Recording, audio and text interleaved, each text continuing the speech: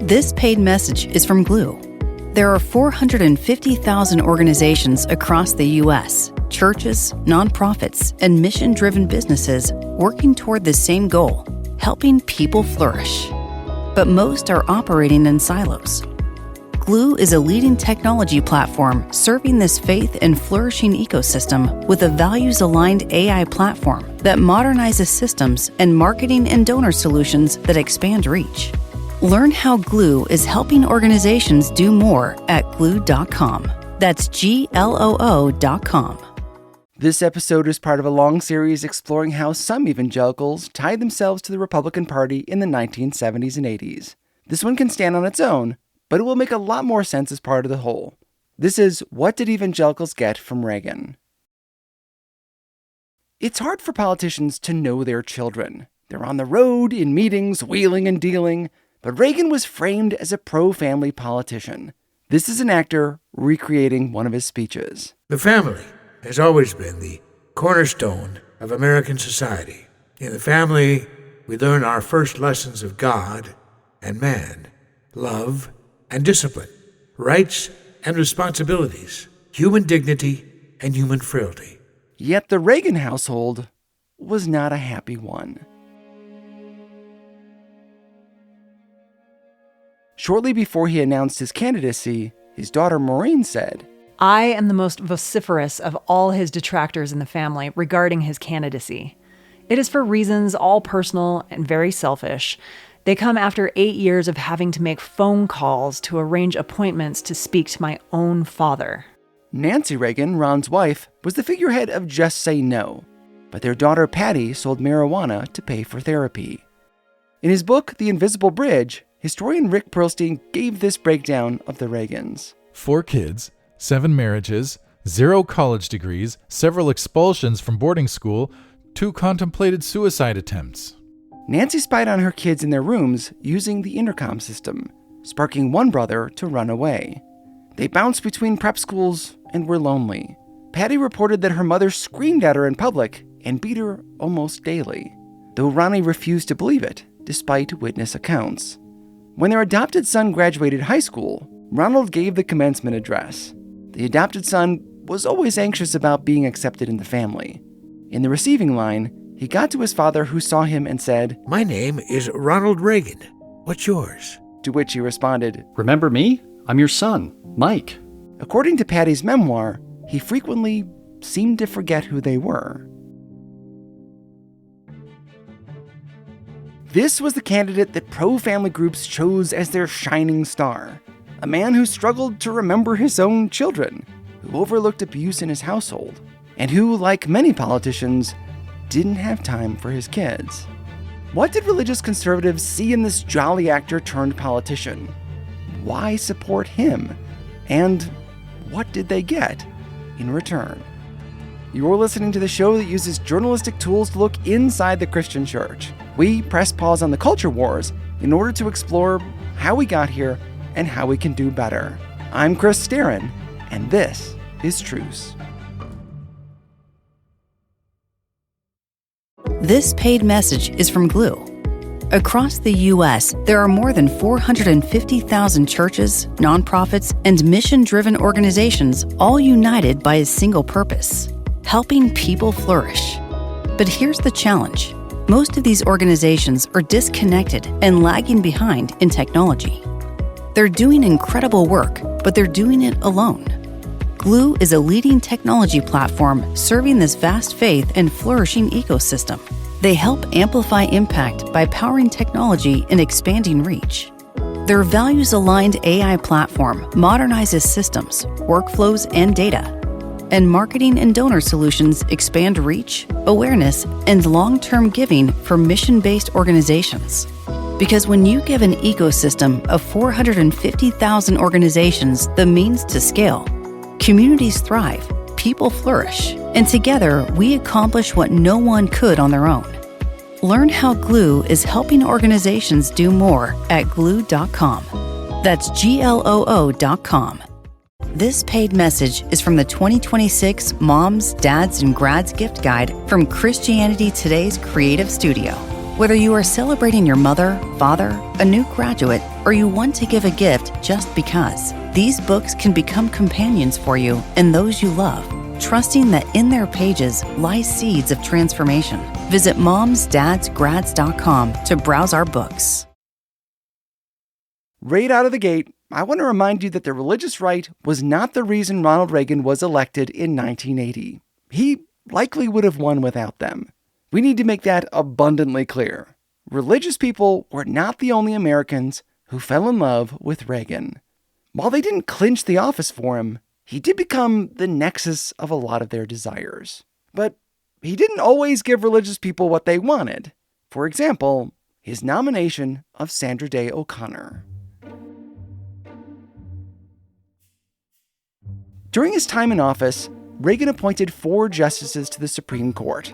On the campaign trail, he promised to nominate the first woman, as a way to appeal to female voters upset about his stance on the ERA. His call went out to find a constitutionally oriented woman for the job.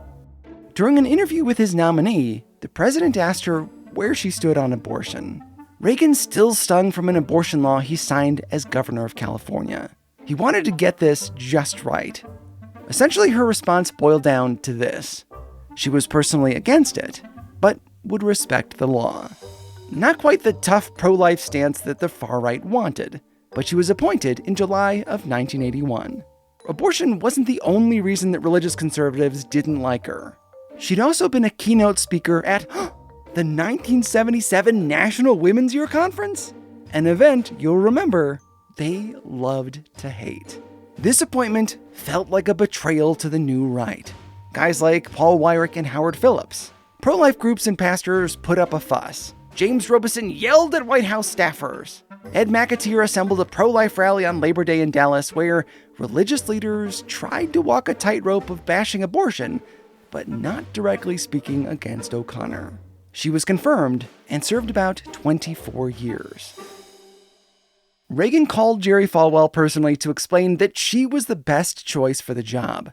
His plan worked, and the moral majority didn't resist her nomination, causing the televangelist to say, "Ronald Reagan is the greatest president we've had in my lifetime, and history may record that he's the greatest president ever." While Falwell was placated, the new right was not. Weyrich accused Jerry and his type of just wanting to go to the White House and have their pictures taken. What overshadowed all their concern was simply the pleasure of being able to get in.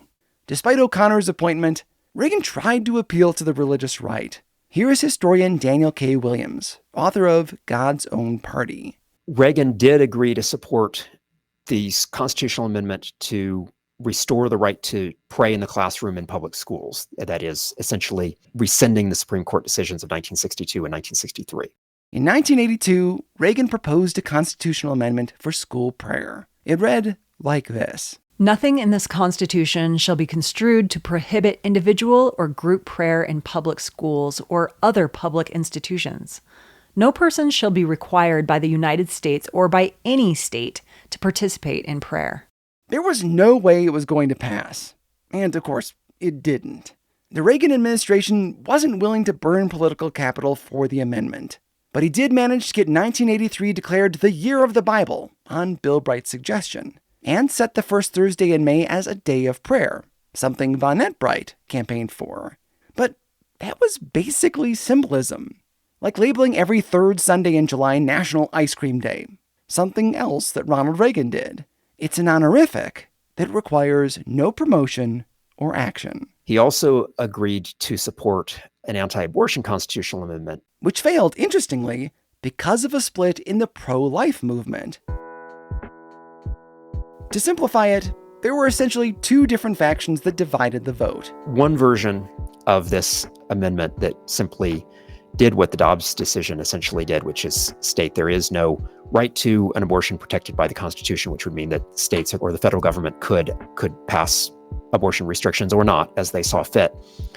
That amendment actually came to a vote in the Senate, the only anti-abortion constitutional amendment proposal that ever came to a full floor vote, and it failed in a Republican Senate because at the time there were a lot of Republicans who were pro-choice. In fact, about 1/3 of the Republican senators in 1983 were still pro-choice. So that measure also failed. And the reality simply was that the Republican Party was much more diverse than the religious right. Over time, by the late 90s, it would begin to look a lot more like the religious right.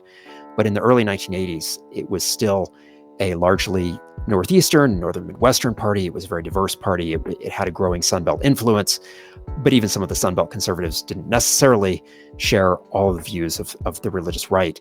And so while the Republican Party was in the process of becoming more culturally conservative, it was not really at the place that it would have needed to have been for the religious right to pass their legislation. So in the end, the religious right got very little substantively in terms of legislation during the Reagan administration. Maybe, as Weyrich said, the religious right folks really only needed a few gestures and not much more. But I'm going to push back on that a little later. Reagan did successfully give the religious right several things. For one, the Equal Rights Amendment, or ERA, was never ratified by enough states to become law. Ron showed up at religious events, as did Jimmy Carter, but Reagan was better at kissing the ring. He was a calm, cool leader who didn't look at gray issues, but pushed for black and white, in an era where religious folks craved simple answers. Then there were questions about how he would follow their advice. When Pat Robertson flew a list of appointees to Carter, he ignored it.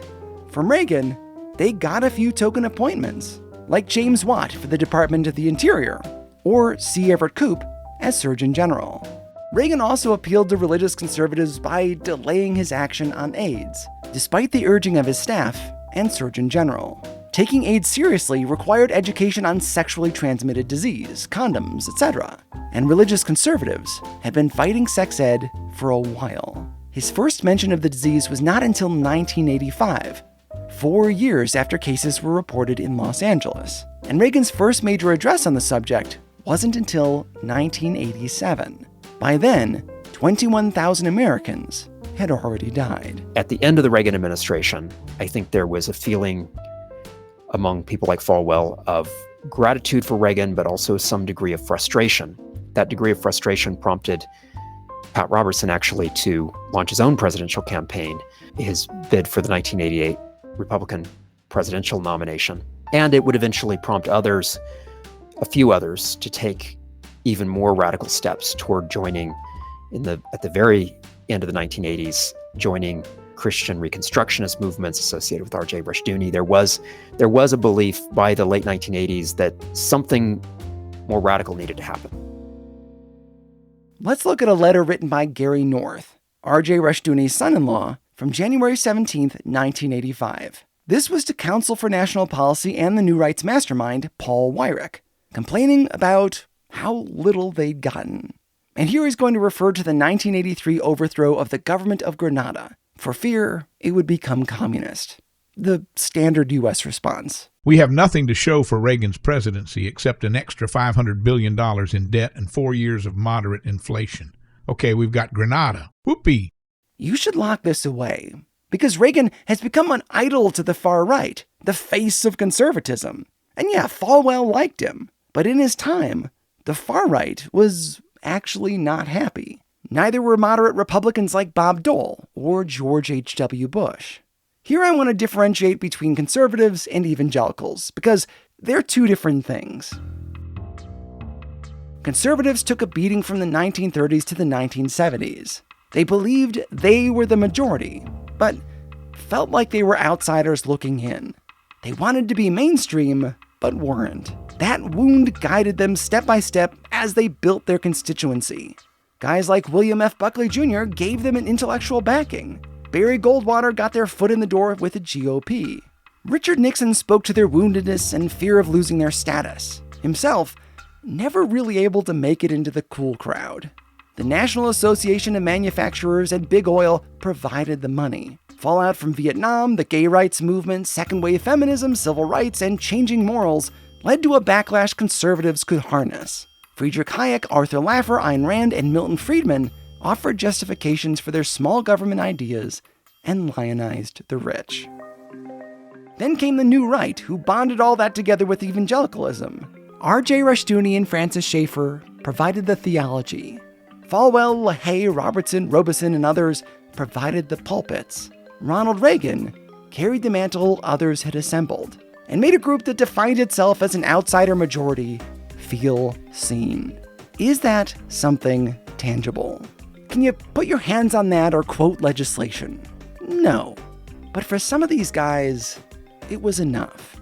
So much, in fact, that they were willing to support him in the midst of a constitutional crisis, where he and his administration traded weapons for hostages with the Iranians. The U.S. yet again armed our enemies. We'll cover that story in more detail next time.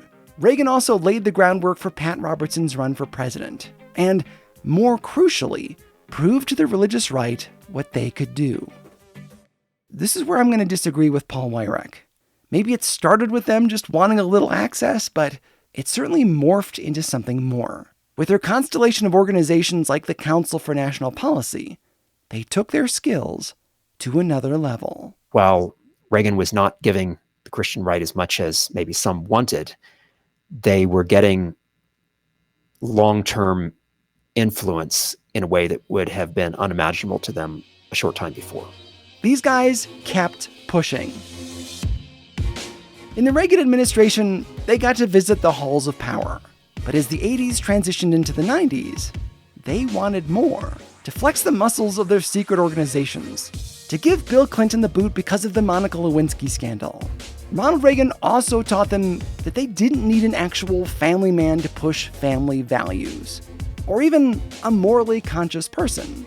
Perhaps, of the things that Reagan gave them, the most important was a tolerance for imperfect vessels.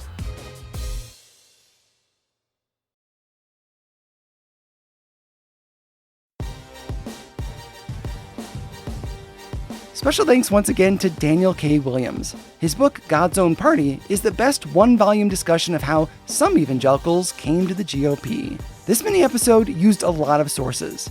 You can find a list of them in your show notes and on the website at trucepodcast.com.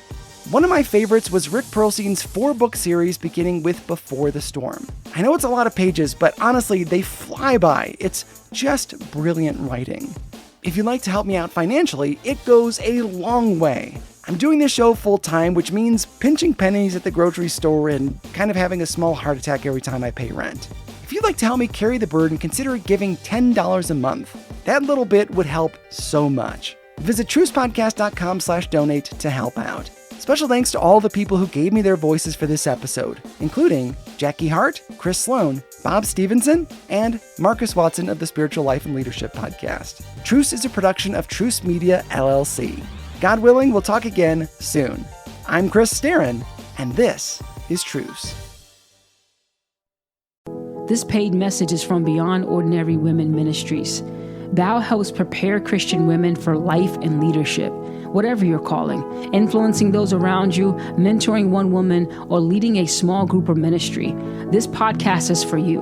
Our breadth of topics include leadership development, prioritizing your own spiritual life, practical growth in godly living, navigating church issues, caring well for others, and teaching or leading Bible studies. Visit beyondordinarywomen.org today. This paid message is from the 2026 Moms, Dads, and Grads Gift Guide from Christianity Today's Creative Studio. Whether you're celebrating your mother, father, new graduate, or want to give a gift just because, you'll find a book you love. Visit momsdadsgrads.com to browse our books.